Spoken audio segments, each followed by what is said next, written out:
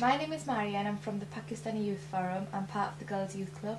I'm going to interview on our project to do with Desi to Pardesi, and we'd like to know about your life. My name is Sheikh Azam.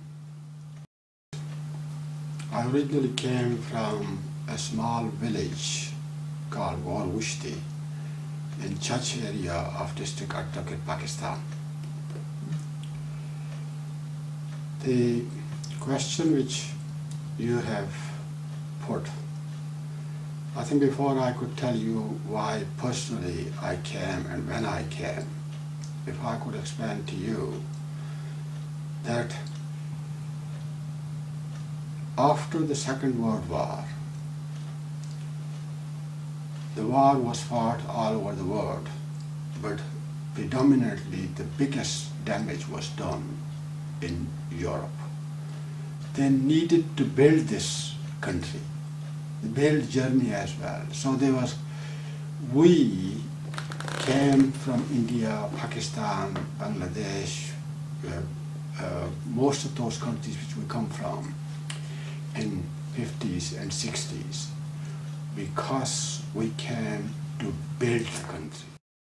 In 1960s, a lot of people started coming from our area, started coming to England for a life, to earn some money, and then they take that money back to improve their farming and improve their lot.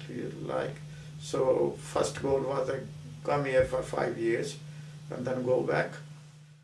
If I can take you back to 34, 35 years, after the creation of Mangla Dam, there was a huge exodus of the Kashmiri families.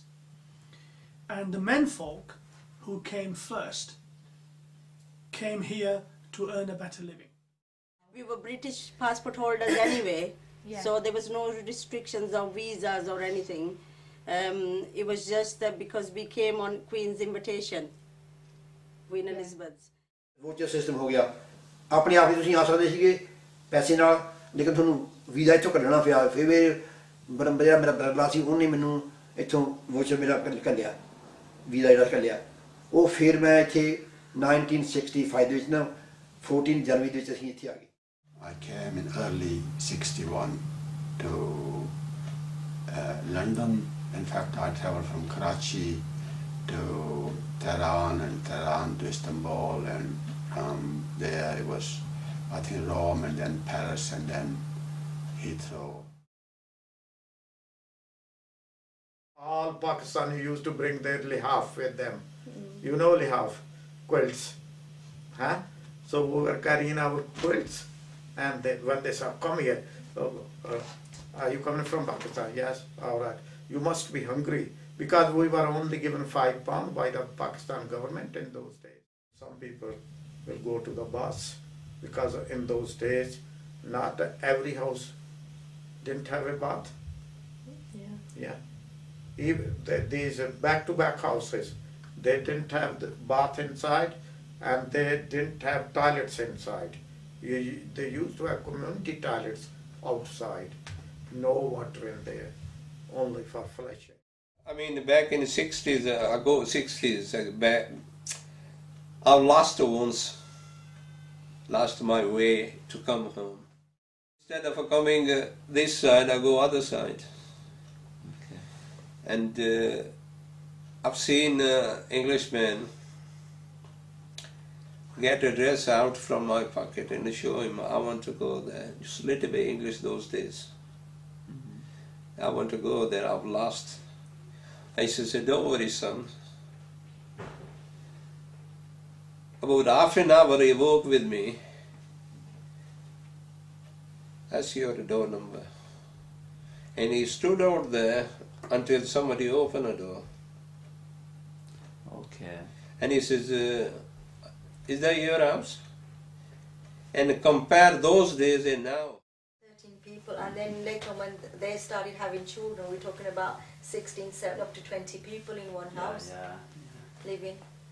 And then the other beautiful thing about those old days was that we all used to cook, and we used to write it down, whoever bought what, so that BC they used to call it. Okay. and everybody at the end of the week, they used to sit down. One person had the responsibility of writing all the food down, how much food was bought and how much money was spent, and then they all sit down on a weekend, whichever day was free for them, and then they'd all fork out, everybody who owed money forked it out then. The ironing was a story in itself, because we didn't have plugs in the house that we lived. Maybe the people who were a bit more well off than we were had plugs, but the house that we lived in, my dad's place, when Dad used to iron, my mother, to this day, she's never touched an iron. She doesn't know how to iron. It was always my dad, and when I became older, it was me. We used to have this plug on that we could plug into the light bulb. We used to take the bulb off, right, and we used to plug the iron plug into the light socket, and then we used to iron. That's how the ironing was done in the early days. What year is that? We're talking about 63, 64. After about 3 days of my arrival, I started working textile mill in Saltaire, and I was working there from 7:30 till 5:15 every day, and Saturday was half day. Was finishing about 1 o'clock, and Sunday was off. No rest, very hard work weaving. Even this clothes, woolen clothes. You know what was our take-home wages in those days? So gross wages about 10 pounds and take home about 8 pounds. Full week's wages. Working from 7 o'clock till 7 and Saturday till 12. The times were really, really hard. My mum used to work in a factory, my dad used to work in a factory, and we were only getting about 10p a pocket money or something. Did that mean a lot to you? Yeah, because my mum only earned £5 a week. बहुत ही मुश्किलां नाल असी इस मुल्क विच पहली जेहड़ी साडा वक्त गुजरिया और बहुत मुश्किल नाल गुजरिया काम भी बड़े सख्त सुन बड़े सर्दी आम बर्फ ज्यादा उस दौरान विच सर्दी ज्यादा होनी सी बर्फ सर्दी फिर असी नए नए इस मुल्क जाए कम ही कम होने 7 दिन असी काम करते रहे 12 घंटे बाद बहुत अरसा बाद ये शिफ्टां बनी 8 घंटे. Then there was no councillor here at the street, and I put my name forward. I stood from Newsom, and even the Labour leader that time, 3 days before the election, the examiner asked him that you have put some Asian lad there. What do you think? I said he has no chance to getting elected yet. Well, 5-6 year time, he said people probably vote, but not yet. But that made me more determined and worked very hard, and it won by 27 votes, and everybody was shocked. Our entertainment was visiting one another and then playing cards sometime, cracking jokes, and then at the weekend everybody used to go to the films. I was so intelligent, I was getting bored. So I begged my mother to let me go to the library and get books. She wouldn't let me go. So Dad used to have a Saturday off, and Dad used to go and do the shopping, and I want to take her, because what we did was we used to go shopping, go to the library, get the books and put them in the shopping bag right at the bottom. So we had to do that, and then eventually when she found out, she threw a proper fit, but then she had to give in because I said I'm not going to do sewing anymore. Wrestling बड़ी मशहूर सी गोरे को लेने वाले देखने आ तो वो एक car which जिहड़ा wrestling होनी सी ना वो तक wrestling लाने ना सुनो साचे डे वाले दिन मैंने देवी याद है साचे डे वाले दिन लाने सुन तो उस पूरा जड़े स्ट्रीट ने अपने होने सुनो सारे पाकिस्तानी खाली कटे हुए जाने थे जी wrestling तक नहीं है तो लाओ तो फिर wrestling तक ना पूरी रूमां ते बड़े नहीं जगह नहीं सी होनी. इंक पावल लीडर उठा सी उस जमाने में इंक पावल ना सी ना ते वो बड़ा रेसिस किस्म दा आदमी सी उसने एक तारीख चला ली है कि इन कालियां नु जड़े आए वे इंडिया पाकिस्तान दे लोग इन्हां नु इथों कढना चाहिए इन्हां नु कढोगो और बल्कि इन्हां दी खून दी नदियां बहाई जाएं उसदा लफ्ज है उस जमाने में याद है ये भी क्या कि जो इसमें जाना चाहना यार उन फी बंदे की 5,000 पाउंड दे उन्हें कढ़ी गवर्नमेंट की क्या उन्हें कि इन्होंने को पैसे दियो तो इन्होंने बात के बिल्कुल बात कर दी. That time there were organization called skinheads, and they used to swear to us without any reason. And if we walking, they just used to put their feet in front of us so we fell down. And many times, you know, we came home with black eyes. We came home and we picked some chilies, you know, red chilies. Chili powder. Chili powder. We picked some chilies, we get some dande, you know, some. And then we went back in, you know, same time, and those guys were still there, you know, who beat us up. There were 4 or 5 of them. So we put the chilies on their eyes and we beaten them up. End of 1961, there was a lot of propaganda against Indian and Pakistanis that they are bringing smallpox from there, and lot of splash about the smallpox on the front pages of British press. So I know very well there used to be a cafe above Lord's Bank, where that Lord's Bank is. Used to be cafe there, Santa Maria Cafe, you used to call them Santa Maria Cafe. We were having our tea, group of our with friends, and there were some white young people, and they were chanting at us, smallpox, smallpox, smallpox. And this taboo was always there. If there was not smallpox, then there was something else. Yeah. Skinheads as well. Skinheads, then 1978, Paki bashing. They said, when you see a Paki, beat him up. This time now, when we have a salwar kameez on and we're walking outside in the streets, so nobody bothers now. But that time, they used to say, look, this Paki's got a pajama on. You know, I remember those words. Honestly, look, these Pakis got pajamas on. They used to laugh and we used to hear them. So, crude form of racial discrimination in those days.